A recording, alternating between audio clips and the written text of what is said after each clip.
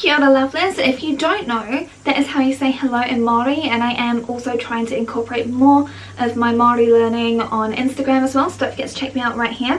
Also, of course, that just ties into what we're talking about today, because this idea did come from Instagram. It's thanks to you, all lovely people, actually participating in the polls I put out there. That is where I have most of my communication. Until I hit 1,000 subscribers on here, I can't use the community tab, so don't forget to also subscribe, because today it is tea time with B, or Tuesday tea with B. I haven't figured out like the exact title that I'm going to go with for this series, but that is what I'm kind of angling towards, because these videos come out on Tuesdays. We do deep dives into the environmental, social and ethical issues with the beauty industry. As you've seen, we are talking about ageism today. I also come up with reviews on Sundays if I have anything to review then. Always, of course, in the cruelty-free, vegan and not owned by parent company space. So, like I said, we are talking about ageism today. Ageism is something that will actually affect all of us, and if you are female identifying, you may have even already experienced it. Now, of course, we are used to seeing these beautiful 25-year-old models putting on their anti-age cream and expecting us to believe that those are the results that you get. We're used to seeing influencers being only up to the age of 25. We're used to seeing a lot of filters, we're used to seeing a lot of Photoshop, we're used to the fact that cosmetic procedures are seen as something that everyone should get. We're basically used to seeing a lot of stuff to do with staying young or celebrating youth, but there's not really much to do with the older generation. So that comes down to whether it's in beauty adverts, in general media, in movies, in like newspapers, whatever. It's very, very rare to actually see positive representation of the older generation. Unless you're Meryl Streep, and then literally the entire world loves you. So that's what we're talking about today. We're talking about all of the issues with ageism, why ageism exists, how it presents itself, and also where things are going to go from here as well. So there's a whole bunch of stuff that we're talking about. Now, of course, all of my sources are in the description box down below. Also, how over like all of the age appropriate makeup stuff are we?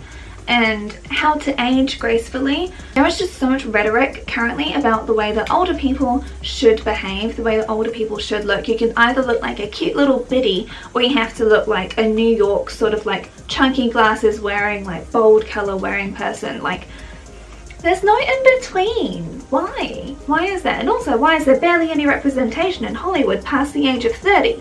It's basically what we do here, if you haven't been here before, is I put on a face of makeup at the same time as us having like a bit of chit chat. That's why it's like having tea with B, because most people can't say my name, so just call me B. I do not take offense at that. We have a lot to discuss. First off, we obviously need to address what exactly is ageism, and I'm going to give you a definition for it. But of course, like all good things, you get this from Wikipedia, but actually everyone actually agrees on this definition, so I'll just read it out to you now whilst we get started with this look. Ageism is stereotyping and/or discrimination against individuals or groups on the basis of their age. This may be casual or systematic. The term was coined in 1969 by Robert Neil Butler to describe discrimination against seniors and patterned on sexism and racism. Butler defined ageism as a combination of three connected elements: prejudicial attitudes towards older people, old age and the aging process, discriminatory practices against older people, and institutional practices and policies that perpetuate stereotypes about elderly people. Now we need to look at exactly how ageism affects people. Ageism is the one kind of discriminatory practice that is actually encouraged. Ageism is the one kind of discriminatory practice that will actually affect all of us if we're lucky enough to live a long life. Now, that may sound a little bit weird, but honestly it's just something that we will all experience. Now, if you are over the age of 30 and female or female identifying, then you'll have probably actually already experienced this. Obviously you can experience ageism when you're young, but the fact of the matter is we are living in a youth-centered culture. So that means that, especially in the Western world, which is effectively like the white world or like the white privileged world, whatever you want to call it, youth is the thing that's been celebrated for the past like 60 years. It's been put on a pedestal that youthful is good, youthful is one of the best things to be, other than beautiful, of course, which we will be talking about next week, which is pretty privileged. So don't forget to subscribe for that as well. Like I said, young people can experience this. I experienced this when I was a teenager. I did of course think I knew everything. Some things I'm still right about, but there's just a lot of learning and growing that you still have to do. But it's just the fact that you're doubted, your experiences are doubted, your anguish is doubted, everything's doubted. So the same thing that happens to young people happens to old people, but like I said, young people are still celebrated, old people are told to shut up in general, or just aren't represented at all. Now, when I say the term old here, I actually do not mean to cause any harm or damage or make anyone sad. I am trying to say older generations or older people. And when I say that, I kind of mean the sort of age range that is sadly above the age of 50. Now that is actually a very young age, especially when you consider the life expectancy around like different countries around the world. That is very young, but that is where you kind of do get like ageism really starting to like kick in, more so for women than for men. But I just wanted to clarify that when I say that now. I really do not want to make anyone feel bad. I know that aging is a very scary thing. It's just the fact of the world that we're living in right now, so I'm trying to go by the way that the standards sort of run now. Even though older generations should really be retirees, you're treated like that from an even younger age. Especially in other industries, you're treated like that from my age. Like, I'm 31, I'm considered to be a relic. So of course, like, ageism can affect me, but not in the same way as it will in a few decades time. So what I'm saying is, like, it's a bit of a spectrum, but it affects all of us in many different ways across our lives, and that's what we're talking about right now. Of course, in relationships. Now, I've got a very sad chart for you that I'll put up. The thing is, this is a very heteronormative chart. This is from a dating sort of site study that was done, and it evaluated who people think are most attractive, who people actually want to date. When they did this study, again, it's very heteronormative. We also need to realize that it is still typically cis-het white males that are the ones that are actually running the world, in terms of like, they're the ones that control the media, they're the ones that control like the biggest companies in the world, they're the ones that can kind of control like the way that we actually are taught about all sorts of stuff, and the way that media is portrayed, everything. They're kind of the ones that are signing the checks and making the decisions. So even though you may not identify as cis-het, it still has a massive impact on our lives. So in this study, as you'll see from this chart here, no matter what age the man was, he always wanted females that were between the age of like 21 to 24 maximum. So say for example, you've got a 50-year-old man, he still wants to date someone that is like 22. Is that a problem? Is that at all predatory? Now, you can put this down to evolutionary sort of drives. I kind of get that. It feels icky as hell. Now, when they did this for women, the age kind of correlated. When the woman was 23, she wanted someone that was older, but once it hits like the age of, what is it, 30, 31, she wanted someone that was a couple of years younger, but it still went up in age. All I'm really trying to say is, like, there's definitely a bit of a disparity going on here. And of course, like, those sorts of preferences show up all the time in media. How often do you see winter-spring relationships when it's a man and a woman in comparison to a woman and a man? And there's very different depictions that happen because of that. Again, all falling into ageist stereotypes, which is delightful. Women actually age faster than men do, which is fabulous. It's probably also because we're paid less than them to do more work, and then credit can be taken away from us for the work that we do. I've experienced this. I've seen other women experience this. I've even been in the office very recently and actually seen this firsthand. So you can't go telling me it doesn't still happen, because it absolutely sadly still does. It's not ideal. And also, the emotional burden of the household is typically put on the females of the household. Therefore, they have to handle more than the man, and still in relationships, women are the ones that are doing more housework than the men, more cooking than the men. Like, it's just the way it is, and we're still fighting against it. So yes, it's no wonder that we're made to feel more self-conscious. Now, pregnancy. I know this may not sound like an ageist thing, but actually if you get pregnant after the age of 35, it is deemed a geriatric pregnancy. Therefore, that means that you're an old woman who's trying to have a baby. So every female, of course, because we are just a walking womb, as every doctor has basically reduced me to. You will probably experience this too if you're female identifying and watching this. You are seen as having a big clock over your head, and it's constantly just ticking down in terms of your time of value.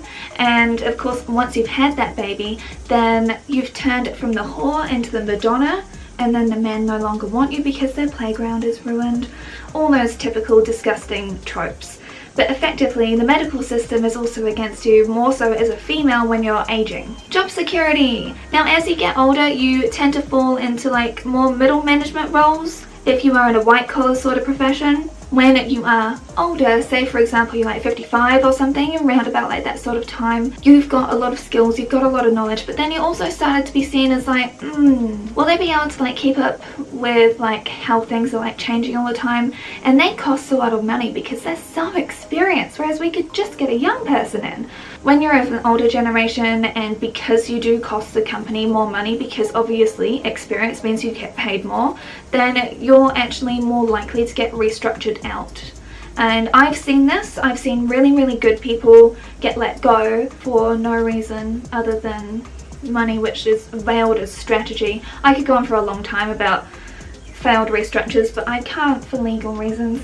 And of course then we go on to job opportunities. It's actually much harder to get a job once you're past the age of 50, which is really awful because you know so much at that point.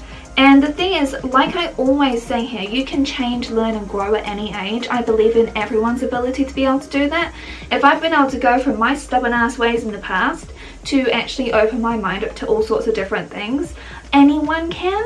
Nothing depends on your age. You can do anything at any age in your life. And of course they're gonna have more sick days because they're older, blah blah blah. I believe in unlimited sick leave, by the way, in case you're ever curious about that. You're just seen to be slower at being able to pick things up once you've gotten past the age of like 55. You're seen to be more set in your ways, less flexible than the 24-year-old which is fresh out from uni or whatever other life journey they've been on recently. They want things like flexible, for you to be dynamic and adaptable, all these other like buzzwords, which basically means that we do restructures every 3 years. I always am an advocate for the fact that we do need to like be aware of like changes that are happening, keep up with technology, keep up with like everything that's happening in the world. It's really important to make sure that we're aware of all of this stuff. There's still this image that older people aren't able to actually see this or adapt to it, and that's really wrong. And there have been studies actually about that, but it's also because of the way that people perceive them that actually affects the way that they act too. So it's kind of like a self-fulfilling prophecy. Then there is the issue of health validity. So that means that when a younger person gets one injury and an older person gets the same injury, the younger person is given like the tools and they're just expected to be able to heal from their injury, whereas the older person, it's just like, oh, it's just part of aging, yeah, you probably won't be able to recover from this. This is a bit of an ableist issue as well, because just because once people get past a certain point in their life, they are more likely to fall. They are more likely to hurt themselves if they do fall. Like, it's just something that does come with age, and that's okay. That is totally fine. It's really ableist when people think that that's not okay. And it's the same as like people may need to move into a home, they may need to have live-in care, they may need to have all these other things to actually help support them to make sure that they can live their fullest life. But that doesn't mean that it makes them any less worthwhile, but also that a lot of this has been internalized. So people that are going through this stuff, even in themselves, are just like, oh, I'm not good enough anymore. But it's not that at all. It's actually just making sure that you're staying safe and well and looking after yourself by getting help if you need it. Like, that's not a bad thing. And like I said, it's really ableist for the fact that this sort of rhetoric and mentality even exists. And then of course there's people that are not being taken seriously or just automatically seen as out of touch. And then there is another dangerous trope, which is either being a sweet old person who gets obviously taken advantage of and manipulated by like awful people, or you're just seen as a bitter grumpy old person because, oh, back in my day we made real sacrifices, you don't even know what it's like. And it's like, no, but at the same time times change, and holding on to old mentalities isn't conducive to growth. Let's quickly discuss why ageism affects people. Now, one of the key things is a fear of death, a fear of dying. Now, this is something that I think only the nihilists are really cool with, in terms of like just people in general that aren't religious. Even some religions, they really do fear it too. I mean, I won't get into it. Nihilists have kind of got it nailed. Once you realise that nothing matters, it doesn't really matter when you live or when you die. It's okay, just do what you can with your life to make yourself a better person, make the world a better place. I mean, they kind of have that down, except for the fact that we've kind of been taught that dying is a terrifying thing. You want to make sure that you're remembered, you want to make sure that you've done everything. There's constant almost like fear put into people with the fact that you need to make the most of your life before you go. Soul actually addressed a whole bunch of these things. If you haven't seen Soul on Disney Plus yet, you really do need to. Death is not something to be feared, but we've been taught that it's the worst thing that can happen to you. There is also a fear of getting old. This is also because old or elderly has been looked down upon and portrayed so negatively from the media for such a long time. Like, we're on about the longest time. There's a fear of being undesirable, like you're no longer desirable to your partner, potentially. I mean, like, there's those tropes for a reason, because sadly divorce happens, or people split up, or whatever, or people cheat. Obviously that can come down to a whole myriad of things, but then there's also just the fact that we've been taught, especially as female identifying people, we've been taught that our worth is in the way that we look, and we've been taught that from a very young age. So when your age goes up, you're told that that's not as beautiful as what younger is. Like, you think about all of the princesses, the Disney villains, everything tends to be older, in terms of like a villain tends to be older, or like some sort of older person at a corporation, or just like whatever, tends to be still that, which isn't really a good message for kids to keep on absorbing all the time. So we've been bombarded with this sort of messaging, because being desirable is the only thing you're useful for to the opposite sex if you are cis-het normative. There is a fear of being useless. Now, this is especially in the individualistic world that we live in, which has been really spread by America. I know that most of my viewers are Americans, so you'll be able to like really relate to this. The fact that we have such an individualistic society that really does mean that you are only as good as you are being productive. You are only as good as you are creating something that other people can buy, and also buying yourself. Being a consumer is a good thing. Reductive, capitalistic sort of mentality. If you're interested in this sort of mindset, I do really recommend the channel Second Thought. And we're also taught that losing our independence is scary. Again, this comes into an ableist mindset and ableist messaging. It doesn't mean that you're actually worthless.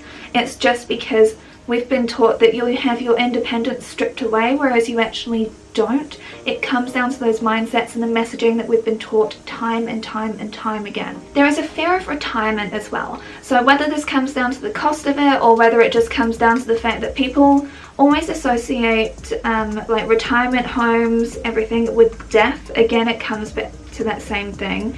It's just the fact that you'll be forgotten about, no one will come and visit you, everyone there is old, and like, because people are scared of getting old, it's basically the place where everything scary happens, because people haven't been taught to be able to learn it, to be okay with the fact that aging is like a guarantee in life, along with taxes. It's the one thing that will happen to all of us. You get old and you die, and you're lucky if you're able to get old.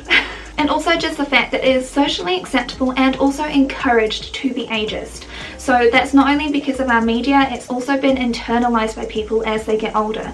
People even refer to themselves as having senior moments, and again, that is just having these debilitating effects. It's the same way that there is a movement against using terms like crazy, insane, mad, because that is really damaging to people that are suffering with mental health issues. So we can learn to not be using these phrases that we've been taught are okay. Having a senior moment, or saying it's a senior moment, is not a good thing to do.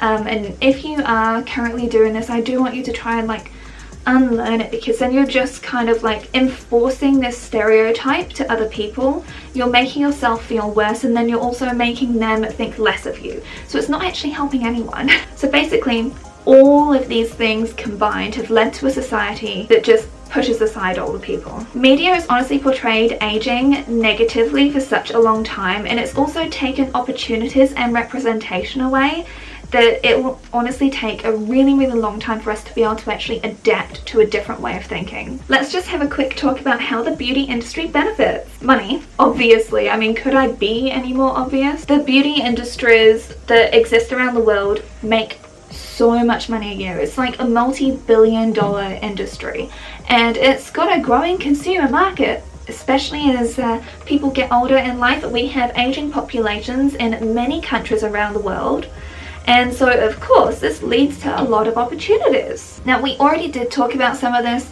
in my previous video about Facetune, Photoshop and all of that stuff, and how cosmetic surgeries have just increased year on year because of like these very toxic images that we see around us. And it's always people trying to look better and have that Instagram face, but an Instagram face is of someone that is like 20 years old, and so if you're over the age of like 60 trying to look like a 20-year-old, that's not really going to work. And then there's movements for people to try and age gracefully, and just some of that doesn't really feel authentic to me, because I've talked about this a lot of how someone ends up looking or feeling or healing, or just injuries that you get, mental issues that you have, digestion, so much. Most of it comes down to genes. You can do what you can to make sure that you feel better and that you are living your healthiest life, but you can't constantly compare yourselves to these pedestal images, because they've been lucky in the genetic gene pool. They've won that lottery. Same as like when people are born in a particular country, they are automatically more privileged. Same as whatever family you're born to. Like, there are just some things that are just going to work against all of us. There are things like microneedling, dermaplaning, Botox, which you're meant to start at from a very young age, because it's a precautionary measure that you actually take by getting Botox done. Also things like chemical peels and fillers and eyebrow lifts, all of that stuff. But these aren't just one-off things. This is a continual part of your beauty regime in order to age well and look your best. It's almost like it's because you're worth it in order to love the skin you're in. Another fact for you, more than 1/3 of the United States population is older than 50, but the group turns up in only 15% of media images, according to research from AARP, the powerful advocacy organization focused on older Americans. Now, that is actually pretty representative of how it's portrayed globally as well. My battery was just overheating. Don't worry, I didn't miss much. I just put on my eyeliner and did my eyelashes. It's fine. The other thing is insecurity pays. Now, the thing is that we see ads from people like Jane Fonda and the like, who are absolutely gorgeous. I don't just mean for their age, they are just beautiful people in general, absolutely stunning. Of course, like I just mentioned, a lot of it comes down to good genes, and also these people tend to be quite rich, therefore they've actually got access to a lot more things, and their entire job is to look good. But the thing is that these people are put on such a pedestal. There are only a few of them as well, but because brands are just like, yes, this is a beautiful older person, you can look like her too. It's not exactly an inclusive view that tends to be given. There are a few.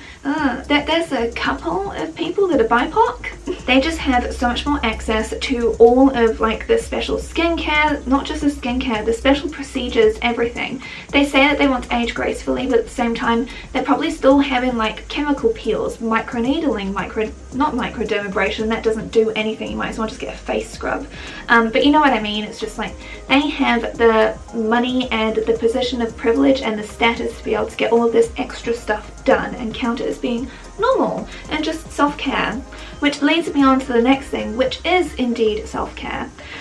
Because not only should you look like those beautiful people, which just makes you feel even more insecure, it's the fact that you should be doing your own self-care or self-preservation, as in literally preserving your skin. It's time for you to like beautify yourself, just focus on just you and the things that you can do to improve yourself. Not as in like self-reflection, not as in learning about other cultures, learning about like the issues that other genders and other like underprivileged people are going through, and assessing the way that you act. Nothing to do with like that sort of self-care or like addressing your own trauma by going to a therapist and then you're able to handle life better. No, just in terms of like you can beautify yourself, and that is self-care. Now, I am an advocate for self-care in whatever way it comes to you. It's just the fact that it's marketed in such a way of like, you should treat yourself because you're worth it again, because you should love the skin you're in again. They are very aggressive with this sort of messaging, which I do not like, and it just leads people to like buying this eye cream that's made with like snail mucus or something, along with like all of those procedures that we talked about before, and you can mark it off as being self-care. It's not the fact that you're worried about getting older, it's just You want to take care of yourself, you want to look after yourself. I'm always an advocate for making sure that you are being the healthiest version of you that you can be, and making sure that you are taking good care of yourself both physically and mentally. Those are all very important things. This is a marketing ploy for a lot of companies. Products can also get price hikes. So you can call it research and development, you can call it whatever you will. You can call it the fact that companies are using natural products now, and so that is more expensive because everything's also organic and just better for you, and it's more ethically sourced. I actually did an entire video debunking clean beauty and all of the rubbish jargon that comes along with it, so check that out there. Older people like to actually go to a physical shop. Now for me personally, I actually hate going to a mall. Many reasons, but also like it's kind of a dying industry, and it probably should die because we shouldn't really center everything on consumerism now, should we? Social spaces, absolutely, those should exist. The malls can be turned into that, transformed to that, you know?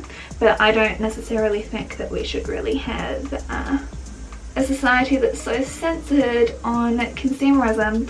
That's my own personal take anyway. However, we've got the fact that we have employees there that are desperate to keep their jobs, and also just the fact that when you're in there is so much choice. You get decision fatigue, you do not know the brands, you do not know the efficacy of the ingredients, you do not know how effective these products really are. You heard something good about retinol once, and then you've got this really eager, seemingly knowledgeable sales assistant that really needs to make this sale. I'm not putting any blame on them. I worked in retail. I know how freaking hard that is, especially when you've got a regional manager breathing down your neck. You're in the store, you see these beautiful white shining counters and everything's just looking stunning. Everything's kind of expensive, but you're like, I'm sure that it's actually really worth it.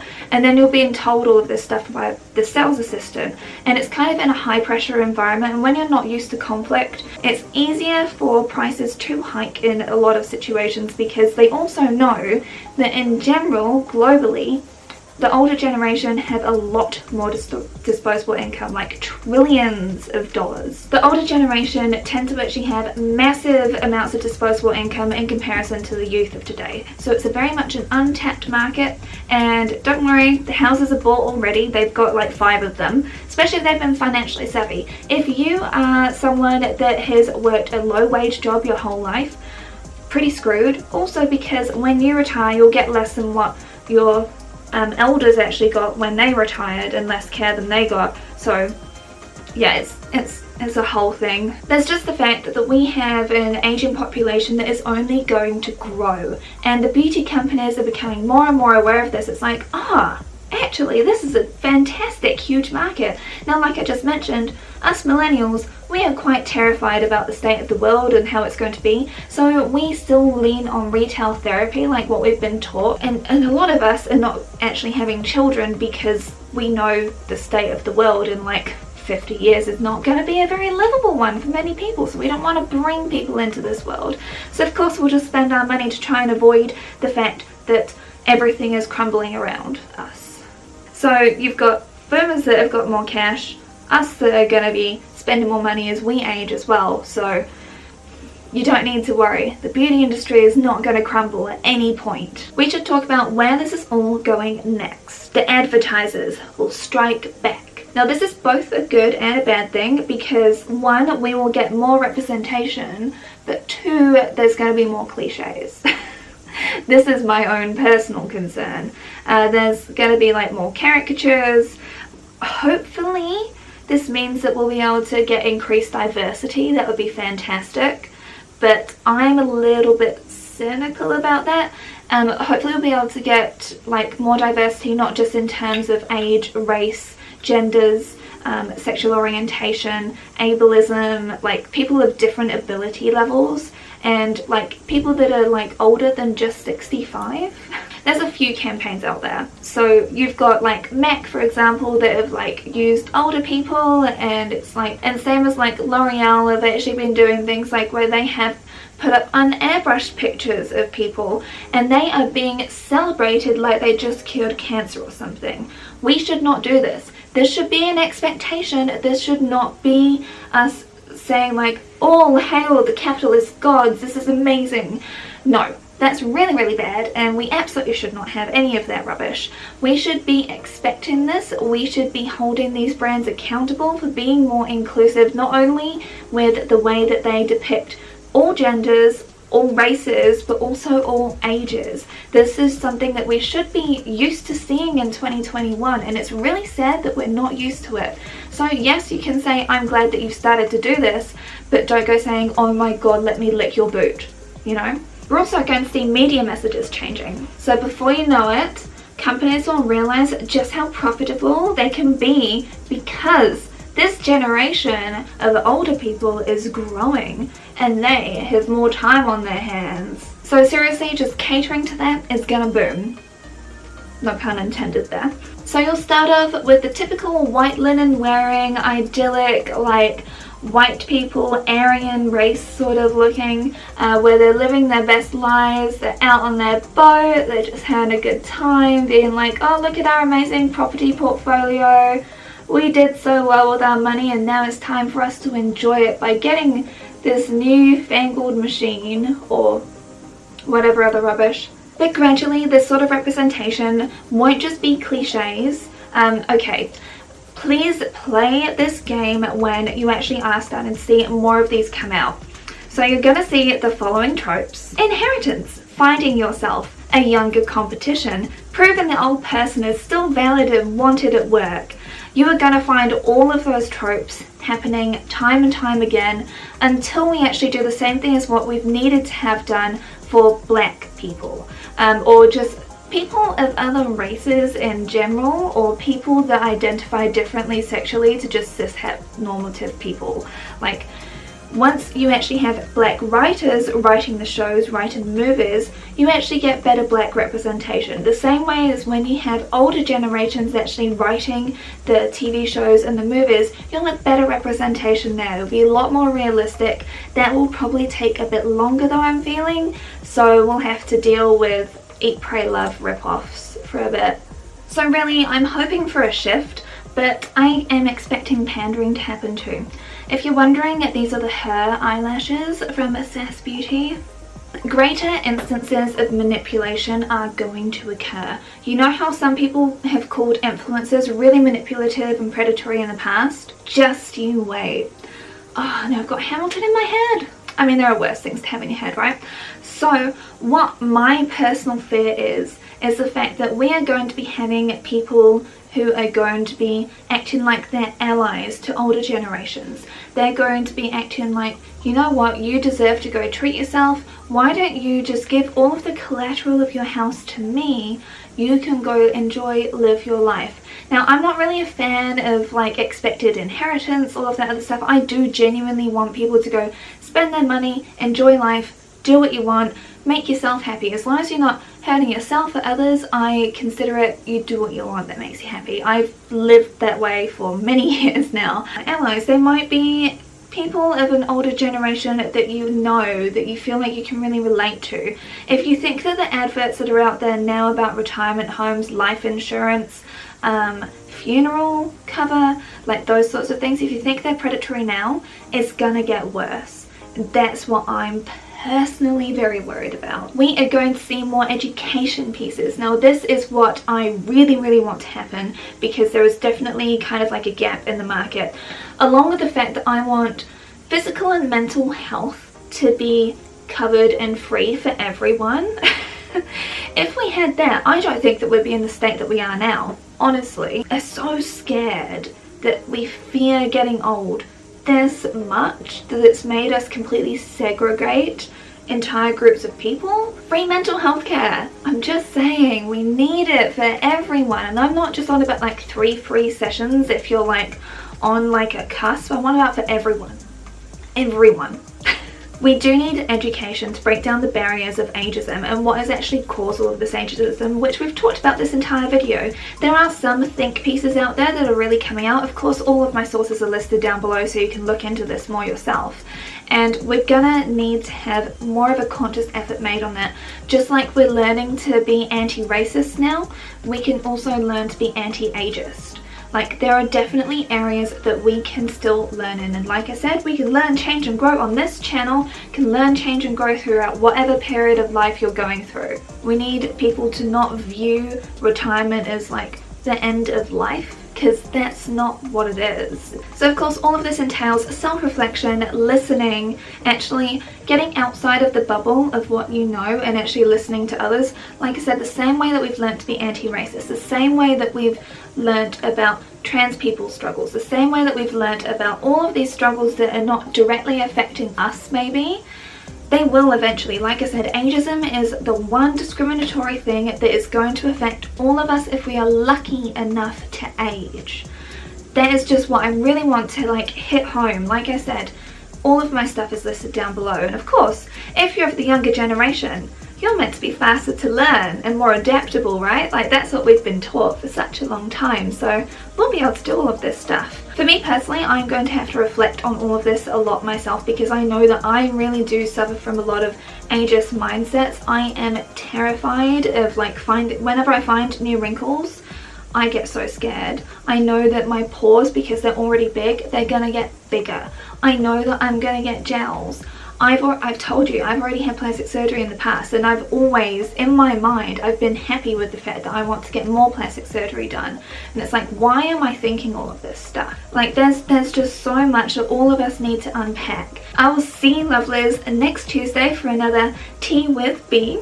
Why don't you leave a little teacup in the comments down below if you made it all the way to the end, and let me know if you like the way that I'm calling this Tea with B, or Tea Time with B, or Spill the Tea with B. I'm still a little bit lost on exactly what to call it, but I kind of feel like these are like tea sessions that we can have and gossip about everything that's wrong with the world and beauty. Anyway lovelies, take care. I will see you all again next week. Thank you so much. Don't forget to also check me out on Instagram right here, and subscribe if you're not already. Give this video a like and also comment down below. Everything helps with engagement, and I really do appreciate it. I would love to hit 1,000, as you well know, and hopefully we'll be able to get there this year. Okay, bye.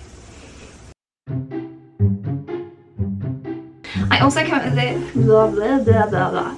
Hey fellow kids, I'm only 31, I swear. It's lit, it's cool fam, yeah. And am I one of you yet? I mean, according to many people I shouldn't even be on here because I'm past the age of 30 on YouTube. How rude. Get out of here, old man.